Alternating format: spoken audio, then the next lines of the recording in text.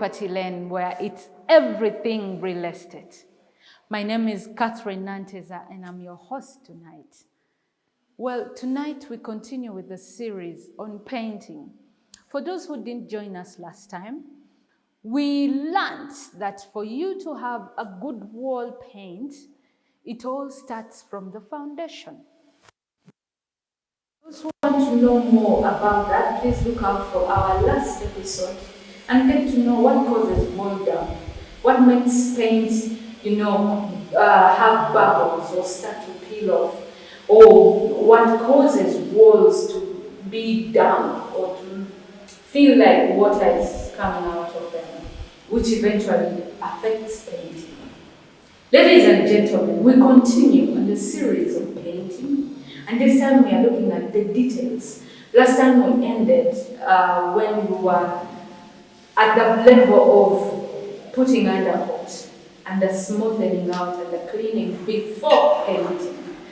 With us tonight we have an expert who is also an interior decorator in this field. Ladies and gentlemen, welcome with me our guest this evening, Mr. Ngugi Michael. Please say hi. Thank you, Catherine, for the warm welcome. It's a pleasure to be at the Property Lane once again. I want to take this opportunity to welcome your viewers and say thank you for tuning in. Tonight we are going to talk about paints, what paint goes where, when do you paint it, do the paint work for the building or for the surface you're going to be the painting or do the finishes. And that's what you're going to talk about tonight. Yes, Michael, last time you were telling us that the paint inside cannot be the paint we use on the external walls. How do we choose the right paint for the inside walls? And inside, I'm talking about inside the living room, inside the kitchen, inside the bedrooms, inside the corridors. Like, what type of paint should one look out for? Okay, thank you, Catherine. When it comes to choosing a paint, there are paints, you first consider the surface onto which you're going to put the paint, for example, and then also the location. Is it internal or external?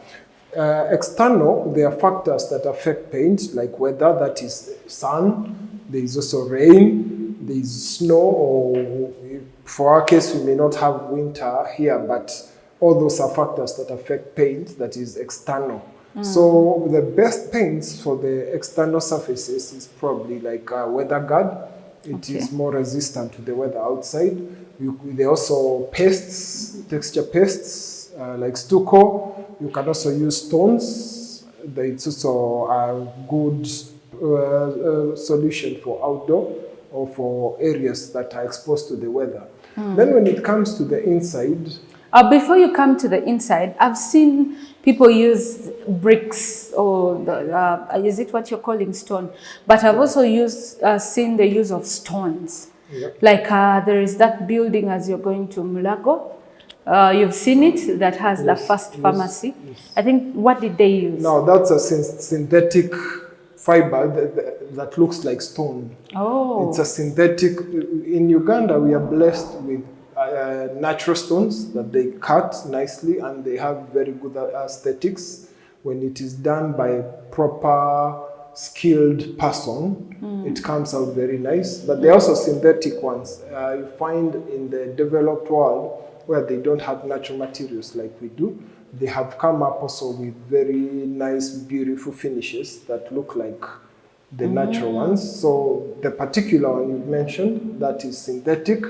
But we also have our natural ones that are cheaper and you can, they're available everywhere. If you are moving, if you're driving along the roads, Nigeria Road, whichever road, you find people who are cutting stone slates, and those ones are very good. They also offer very good finishes.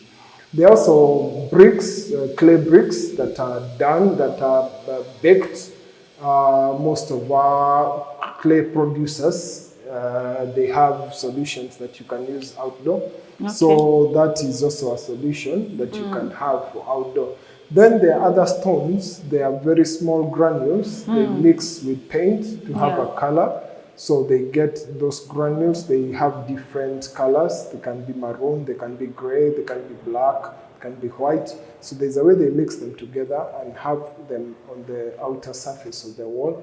They can even add glitter to it so that when the sun rays reflect on them, they offer some glittering kind of outlook. So it's also a solution that you can offer for outdoors. So when it comes to outdoor surface, you can also do gloss, oil-based paints. The other thing I had not mentioned, there must be a base of which you are mixing the paint. Some paints are water-based, you just mix with water. Others are oil-based, you mix with something like thinner or paraffin, and then there are others that are epoxy. Epoxy, that is it's a chemical that you just mix. What's the use of the mixing?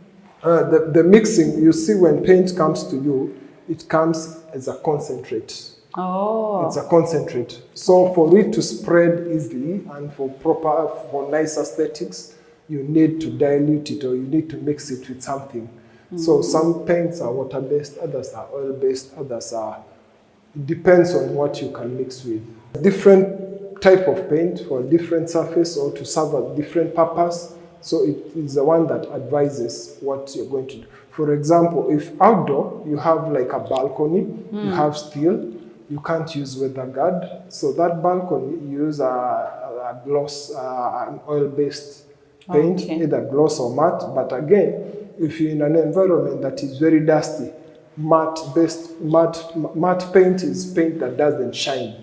So matte, they get dirty very fast, and you will need to redo the painting in a short time. So matte-based paints, they get dirty fast in a very dusty environment. So you find that you have to keep on repainting once, maybe or twice a year. So you keep on doing it. I've seen some paint on the outside wall that looks like sand, but it's colored. Is that paint or it's just plaster? Texture paste. Those are texture pastes. They come in different forms. Okay. You can also call them stucco. You can. They are granules. It's paint that is mixed with something starchy. And it's rough. Then, yes, they are granules like of stones on it. So in the process of application, that's when those granules form those shapes and textures. So that is why you look at them and you see them as... Is the application the same? As in, I know that with the softer paints, you use a brush. How do you apply that rough surface or rough texture paint? Thank you for the question. The texture paint, they use a steel float.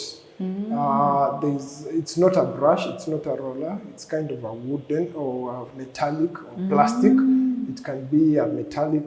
Like the one they use for plastering? Yes, it is done like plastering. In fact, the same way they do plastering is the same way they do the paint. Then they first do the paste, and then after that they apply a coat of paint to seal that paint. It's also waterproof. It's also a way of waterproofing the building. So the coat that they do after is the one that makes your wall waterproof and also gives good aesthetics. What would you advise for a country as dusty as ours with so much rain? What paint is best for an apartment block like this? Okay, the most ideal would be other options of finishes, outdoor finishes that are not necessarily paint, that are low maintenance, like cladding. Cladding is, if you look at a building like Workers' House. Okay. Workers' House, there is no paint outside. It's just cladding and glass. That is very low maintenance, of which when it comes to time that you want to maintain, you just clean. Okay. That's when you find most of those buildings, there are boys who are up there with the water and the hosepipe. You just wipe it off and you clean. That one is low budget, easy to do, and doesn't. That would be the most ideal. But again, the cladding is very costly. Okay. When it comes to as a finish. So that is why you find most of the people don't use. So weather guard would suffice, which good quality one. If you get good quality weatherguard, it can take you for 10 years or maybe 15.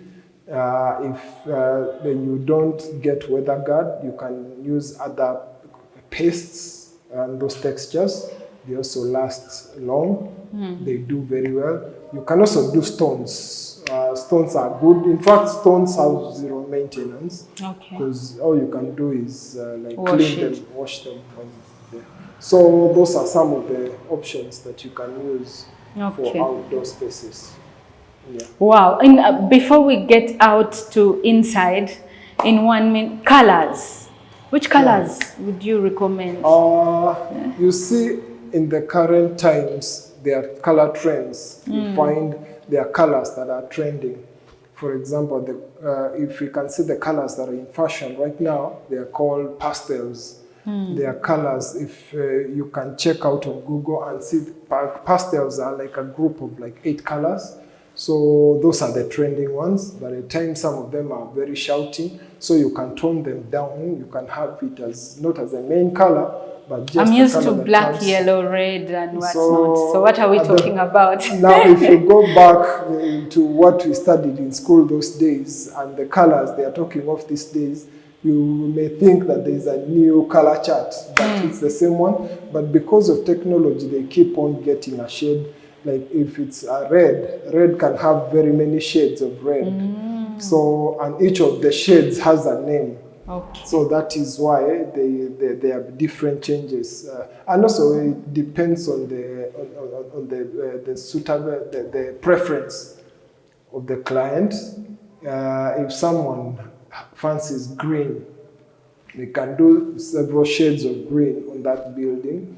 Or if they fancy gray or brown, whichever colors.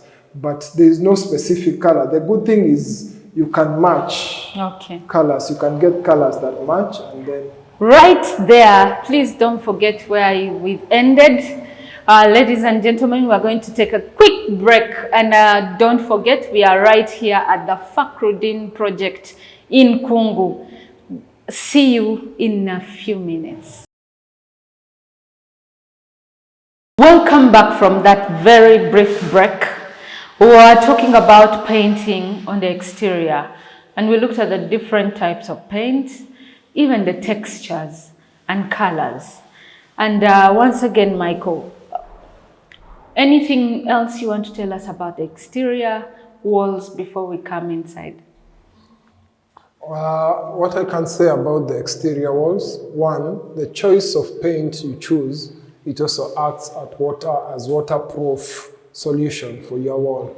And the less the water that enters your wall or that is absorbed into your wall, the more durable the wall will be. So water is an enemy of any construction, whether it be it a building, a bridge, or any other infrastructure. So protecting it from water or weather or any other form of external factors is proper, and paint is one of the ways to do so. Is it paint specifically, or not just paint? The alternatives. There are also other alternatives, like if you look at cladding that you can prefabricate from a workshop and just come and install. They are also very good. Usually cladding like metallic or aluminium ones. They also move hand in hand with glass. That's why you find some buildings can have some... Like which buildings if you look in our city, you can look at a building like Mapera House. You can look at a building like Workers House. There's Crested Towers. So such buildings, when they look very aesthetically appealing, they're very appealing when you look at them, and also they have minimal maintenance costs and needs. So those are also solutions that help to preserve the structure of the building. Thank you. You talked about the balcony and the paint, that the paint needs to be glossy. How about gates? When you come to gates, there are also paints that are ideal for that. You can do either a matte paint or a gloss paint. depending on what is appealing to you. But as we said, matte paints, they attract dust, they catch dust so much, and it shows. So the reason why glossy paint is more ideal if you are in a dusty environment, because for it, even if it gets dust, you just pour water on it and the dust will just fall. Or you can't clean a matte you can clean, but also it fades. It fades fast. It's an expensive way of maintaining. It's high maintenance. Let me say, it's a high maintenance. And it's very key to look at maintenance costs when we are doing all that. Yes, look at future costs that. From out we come to the inside as an interior designer, decorator. You know, those two are always confusing. What's the difference? An interior designer looks at the entire picture where they can put together pieces of everything. You can look at the ceiling, you can look at the floor, you can look at the walls, you can look at the wall decor, you can look at the whole upholstery. Interior designer looks at the whole picture. But for an interior decorator, they have one item that they do. They can tell you, for me, I only do upholstery, that is curtains, cushions, and carpets. Another person will just say, I only do painting. Another person will tell you, I do only home art. So for the interior designer, they look at the bigger picture. Like they look at the whole house, yes, how it will blend in with everything. Yes. Now, looking at a sitting room, we are entering inside. Bedrooms, kitchens, take us through. For a sitting room, what paint type is best? I've seen there are sitting rooms with different colors. There are sitting rooms that have rough walls, like the paint may not look rough, but when you touch, it's a bit, rough. And then some walls are really smooth and glossy. What's the best type to put inside a house? Thank you, Catherine. With the sitting room, it has different parts. For example, it has a TV. So we probably imagine you have a TV stand. It has a dining area, and that is also a different space, and it has the lounge where people will sit. So those are the three common areas in an ordinary sitting room for an ordinary person. Other people have different parts in the sitting room. So you find the TV area, you need where the TV will be, you need a type of paint that doesn't reflect the light back, so that when you are watching TV, you have no other light coming from the wall, the background. So you need a type of paint that doesn't reflect. So a glossy paint would not be ideal. Most of the times we use silk finish, silk vinyl paint for indoors. And one of the reasons, because it is cost effective, it has a very good finish, it's smooth, and thirdly, it's also water resistant to a certain level. Not at the same level as the one outdoor, but it is good in terms of water resistance. But now again, when you look at a space whereby it's a dining area, it's a place where you sit and you want to enjoy your meal. Most of the time. So you need a type of paint. For that one is particularly the color of the paint. It needs to be coming down. What colors could those be? The shades of blue. Shades of blue, they are good for that. They calm you down. There are also shades of green, because green is associated to nature. It brings out that calmness when you use it in a space. Green that is not very shouting. So such colors, they can be very ideal for a dining area. Then when it comes to a lounge is a place where probably most of the times you're in a happy mood. You can have any shouting color. You can also have, you can also match, especially like the paint on the walls and the mats on the floor and the cushions and the chairs. Those are all factors that you consider while choosing, especially the colors. It also comes to when we go back to the TV stand, there are some of the textures you can use, like stucco. Stucco is a type of paint that when you use it on the wall, it looks like glass. At times you need to go and touch. At times you may even think it's marble. Okay. It is as smooth as marble. So it also gives such kind of a finish. It's very appealing for such an area, especially because for the TV TV stand, or maybe on the adjacent wall. The wall that you look at when you enter through the door, the wall that you're looking at, the one that gives you the first impression of the house, it is also very ideal. And also, if you have spaces, the other thing you can consider is the size of space.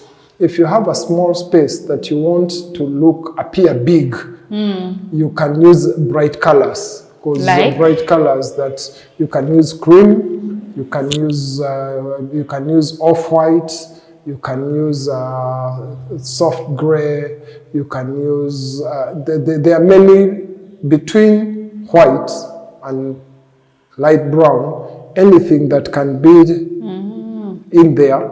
Those bright colors, they are very ideal to make a space appear bigger.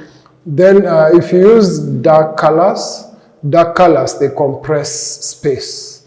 So you can be in a space, the sitting room is quite big, but because of the color they painted it, you'll feel like it is small because of the confinement. And also, if a room doesn't get enough light, you need to get a bright color for it. If you don't have enough natural light, you need to have it bright so that it can brighten up. Even if you're adding other light like electricity or solar or whatever, so that it can. In 1 minute, which colors are the best for like a master bedroom, a kid's bedroom, kitchen? When it comes to colors, if it's kids' bedroom, if a room is going to be used by boys, you'll need to suit it to boys' needs. And then if it is to be used by girls, if the kids are girls, it will also need to be suited to that need. Now, the other thing you can say about a master bedroom, if the room is not very big, or if the room doesn't have enough light, you can do white paint.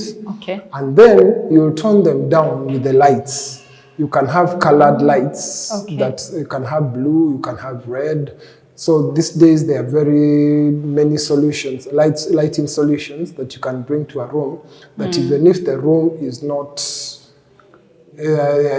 painted a particular color, you'll give it a form of lighting that can give you that color when it reflects on the basic color.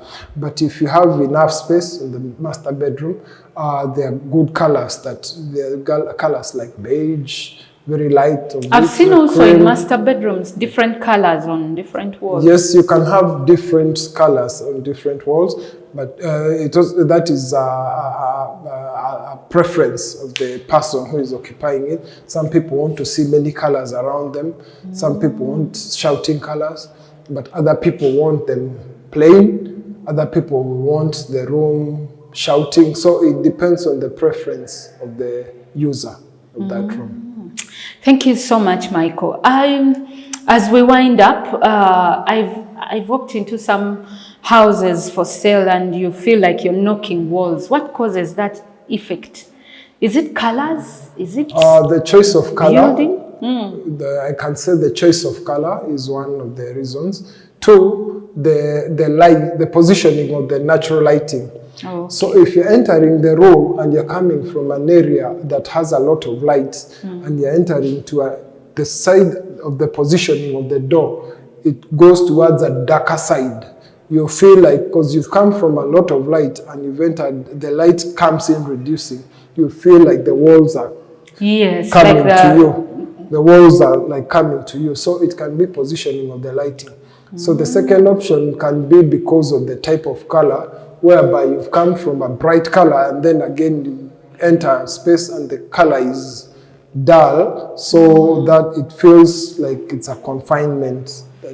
that sudden change, it feels to your eyes like you're being confined into. Thank you so much, Michael.